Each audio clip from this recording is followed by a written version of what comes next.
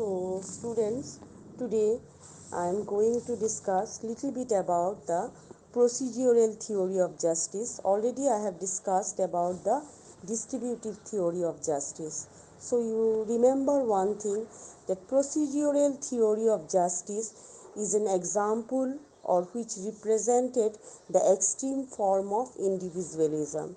So, what is individualism?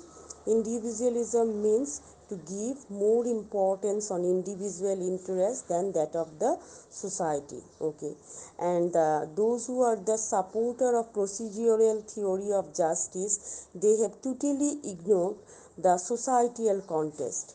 According to them, both men and women have their separate identity and existence, and their entitlement is purely personal. Their entitlement is purely personal, while where society has no say or control. So individual is all in all. They are they can actually frame their fate themselves. You remember that things. That means the state cannot interfere or influence on the personal domain of an individual. State cannot interfere on the personal life of an individual. And if the state unnecessarily interfered in this regard, it would be treated as unjust, illegal. However, these supporters of procedural justice, they are also aware of the fact that some of the aims of the society or state can be fulfilled through joint efforts. That means some joint or collective efforts are necessary to fulfill some of the ideals and objectives of the state. But in spite of that, they are in favor of treating human being as purely independent, powerful unit. So they are in favor of what? They are in favor of treating human being as purely independent and powerful unit who is responsible for his own success or failure. No one will help him to become successful in life. It is his effort which will ultimately decide everything. To them, the goods of the market can be used properly and efficiently if no outside interference. By whom the outside interference is generally there? It is through the state or the government. So they said that market market mechanism actually can work properly if there is no interference from outside, that means from the state or the government. And if obstruction is created by the government, then it will be treated as unjust, and all will become loser for that.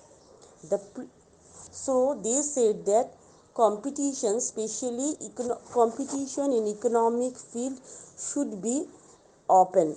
No one should interfere there, and that will ultimately give the good result. The preachers of this theory of justice are against the interference of state in individual life as well as in economic field. So one of the most important supporter of procedural theory of justice is Professor Nozick. Nozick is the most significant and vocal supporter of this theory. He depicted his idea of procedural justice in his famous book. You just remember the name of the book. The name of the book is Anarchy, State and Utopia. In that famous book, he actually mentioned about his theory of justice. Okay, so here you remember one thing, that if we are interested to know or to try to understand his idea of justice, it is necessary to realize the difference that he has established between historical principles historical principles regarding justice and state principle of justice. According to the historical principle, the result of the people activities depends on their performance. The result of the people's activities depends on their performance. And as the performance of the individual differ from one another, so reward also differ accordingly. So whatever reward a particular person enjoy in the society actually depends on his own capacity. On the other hand, state principle of justice argue that number of aims and objectives are existed in this society, and the social distribution system will be regulated to fulfill those aims and objectives. But Nozick is actually gave preference on first principle. Then, according to him, a particular person can accumulate as much property as possible, but only by honest means. You remember, only by honest means. That means one cannot earn money illegally or by using force. Government cannot impose any restriction or limitations upon the legally earned money of a particular person, but the same government can confiscate or take action against illegal property of a particular person. So this is a very important view in present context.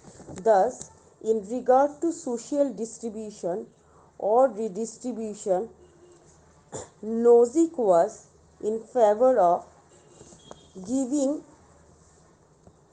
less part to the state. So, for a social distribution and or redistribution is concerned, Nozick is not in favor of giving more importance to the state. To him,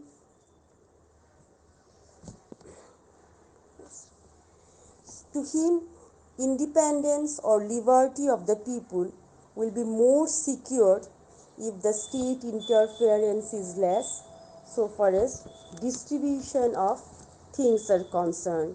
Thus, Nozick, through his theory of procedural justice, has given significant position to individual liberty, and to him social interference is unnecessary. The supporters of procedural theory of justice are not in favor of creating artificial differences among the people on the basis of nationality, language, gender, culture, etc. But they embraced and welcomed non-regulated open competition, and they are in favor of survival of the fittest theory. So this is in nutshell about the procedural theory of justice. But you remember one thing, what are the main points of this theory? They are in favor of individualism, they are specially against state interference in economic field is concerned, competition should be open, there should not be any subsidy or any assistance to remain in the economic field, and if the people are honest or they are honestly accumulating money, then it is all right. But if they are accumulating money through illegal means, then only state can interfere in that matter. And actually there is no differences among the people on the basis of caste, creed, sex, religion, etc. Only thing is that if you are efficient enough, you will lead a good life, or you will enjoy the fruits of production, distribution, etc. But if you are not efficient enough, then it will be better to remain away from the competition. So thank you.